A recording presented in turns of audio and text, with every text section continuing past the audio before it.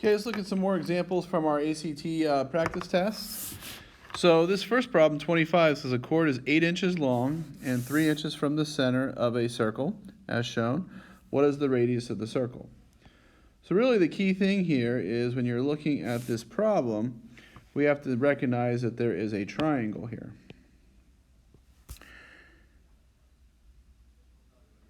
So when we look at this triangle, we're looking at a right triangle with a radius here, because this goes from the center to the edge of the circle. This side is 3, and it says the entire chord is 8. So for this triangle, half of that's going to be 4. So what we're going to end up with is a Pythagorean theorem problem where we're just trying to find the hypotenuse. So r squared equals 3 squared plus 4 squared. R squared is 25, so r is 5.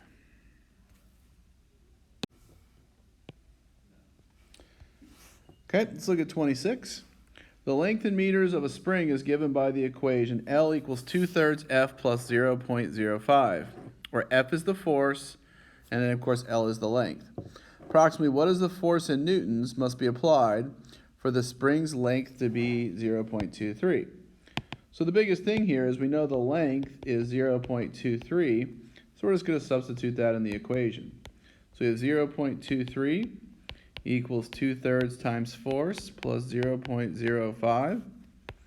So I'll subtract 0.05 from both sides. So we're going to end up with 2/3 F equals 0.18. And then to get rid of a fraction, some people will divide by a fraction. I'm just going to multiply by the reciprocal. So I'm going to multiply 0.18 times 3 over 2, which is going to be 0.27. So F is going to equal 0.27, which is choice K.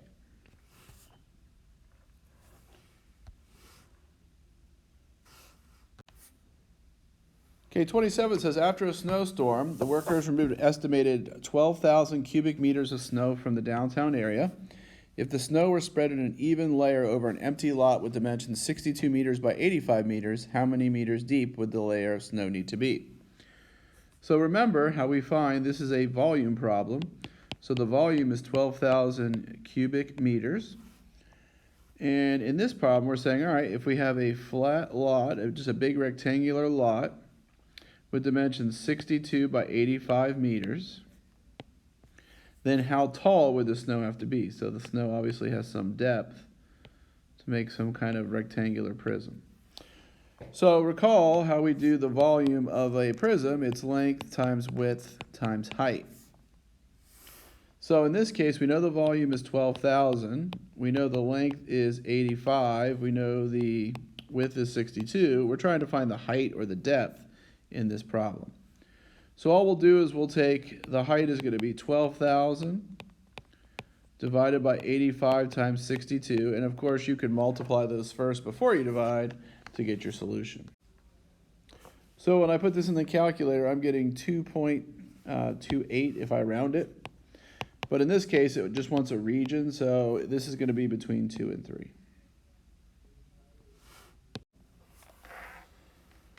So question 28 is one that deals with another triangle.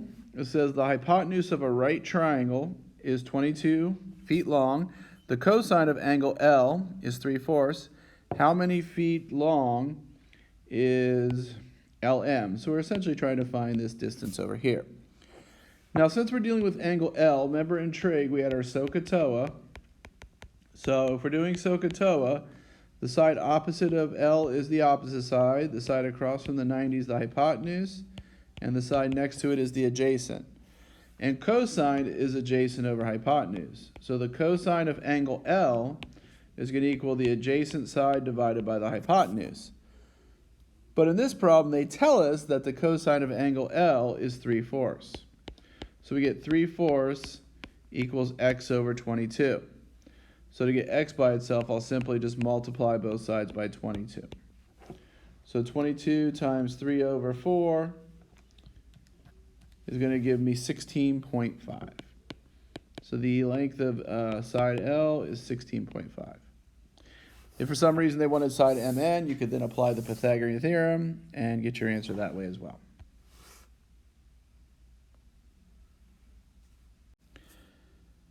So this problem is a graphical problem. It says each whole apple in the problem represents 1,000 pounds of apples. According to the graph, what fraction of the apples grown in all 4 cities were grown in Appleton? So we're going to have to figure out the fraction of how many were in Appleton versus how many were in total. So if I think about how many were in total, in Shady Acres it looks like 2,000 because there's 2 full apples. In Appleton it looks like there's 2,500 because there's 2.5 apples. In Red Falls there's 3,000. And in Golden Hills there's 4.5 apples, so we'll say 4,500. So the total number of apples is what I do first. So I'll do 4,500 plus 3,000 plus 2,500 plus 2,000, which is 12,000 total. And so I want the proportion that are in Appleton. So my fraction is going to be 2,500, because that's how many are in Appleton, versus the total in all 4 cities. So I can reduce this fraction, of course. Zeros cancel, so I get 25 over 120. I know both of those divide by at least 5. So you can take 25 divided by 5 and get 5. 120 divided by 5 is 24. And those don't reduce anymore. So 5/24 is our ratio.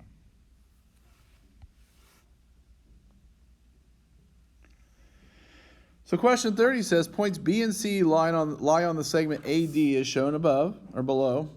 The length of segment AD is 25 units. So we know the whole thing is 25 units. Segment AC is 19 units long. And segment BD is 14 units long. If it can be determined, how many units long, if it can be determined, is the segment BC. So again, BD is the other one we had, and BD is 14.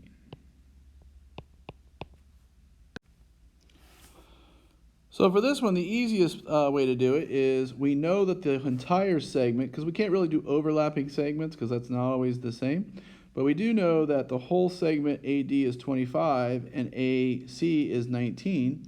So by the segment subtraction thing, we know CD would have a length of 6 because I can just subtract the 25 from the 19. So now I know CD is 6. And so now if I look at just segment BD, I can do the same thing. So the whole thing is 14 and the middle thing is 6. 14 minus 6 would mean BC is going to be 8. The tempting thing to do here is just subtract the 19 from the 14, but you got to remember those aren't those are different segments. They're not the total segment and the part. You can only do that with the total segment and the part.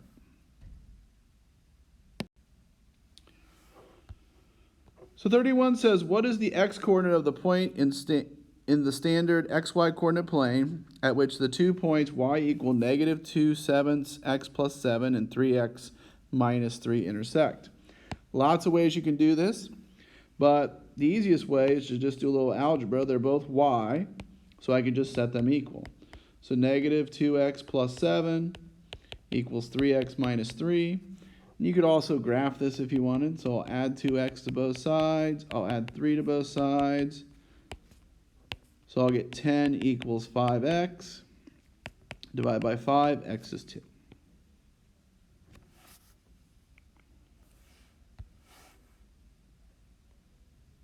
All right, 32 says, for what pairs of real numbers s and t, where s equals 4t minus 7, t equals what? So we know that all the points on this line, s equals 4t minus 7, are solutions, but we want to know basically what is t. So all we're really doing here is solving for t. So we have s equals 4t minus 7, so add 7 to both sides, equals 4t, and then I'll divide by 4. So t equals s plus 7 over 4.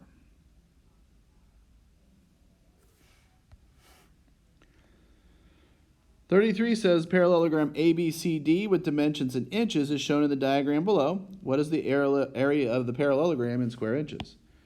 Now a parallelogram works very similar to a rectangle, where the area of a parallelogram is just the length times the height, or the base times the height, whatever you want to think. So we're really just figuring out the base times the height, which has to be perpendicular to it. So in this case, that's simply going to be 20 times 12. Don't forget that you have to add the 5 and the 15 together. And so that's going to give us an area of 240 square inches.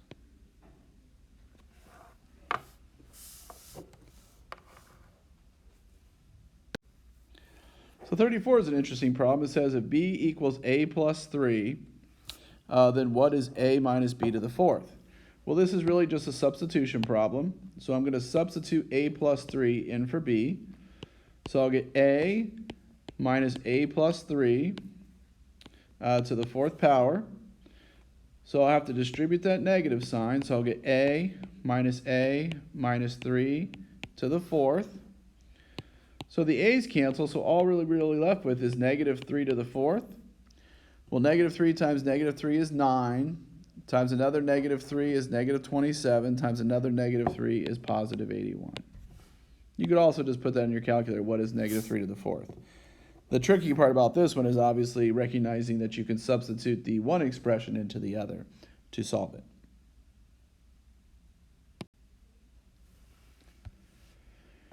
All right, 35 is another geometry problem. It says the park has the shape and dimensions in miles given below.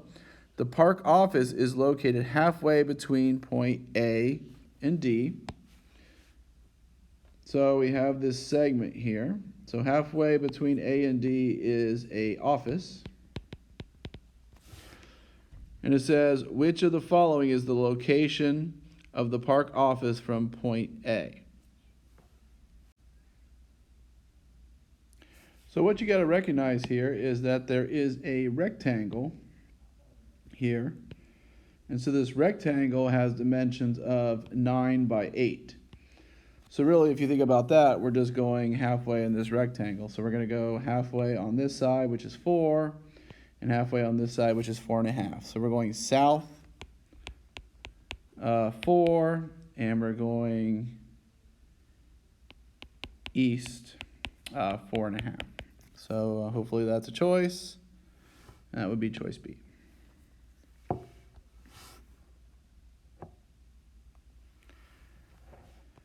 So 36 says the larger of two numbers exceeds 3 times the smaller number by 4. Twice the sum of the larger number and 4 times the smaller number is 58. If x is the smaller number, which equation below correctly solves the value of x? So we have the small number, which is x. And then we have a larger number, which is, we'll call it y. Okay? So the larger number is 3 times more than the smaller number by 4. So the larger number is 3 times the smaller number, but 4 more than that. That's what that first equation would tell us. And then it says the sum of twice the larger number and 4 times the smaller number is 58. So the easiest way now is we have a substitution problem. I can just replace this expression that says the larger number of the two numbers exceeds 3 times the smaller number by 4. So I'll just plug that in here. So my equation would be 2 times 3x plus 4 plus 4x equals 58. And so that would be choice J.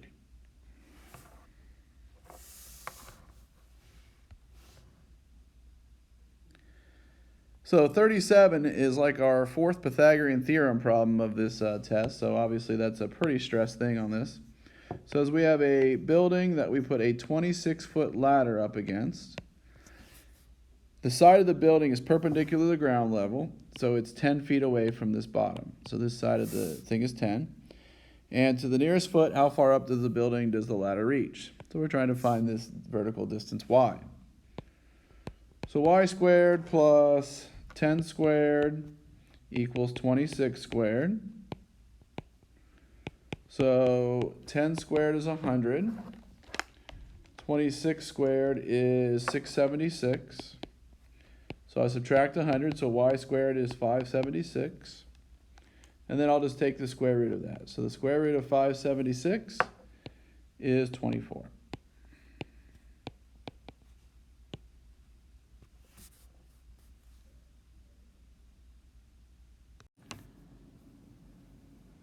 Okay, let's look at number 38. It says a square is circumscribed about a circle with a 5-foot radius. What is the area of the square?